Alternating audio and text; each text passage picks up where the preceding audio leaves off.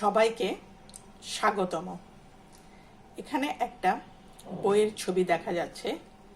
বইটির নাম তর্জমায় তর্জন। মূল লেখক হচ্ছেন ডেভিড রেমনিক এবং এটাকে যিনি অনুবাদ করেছেন তার নাম হচ্ছে সালমা মোস্তফা নুসরাত।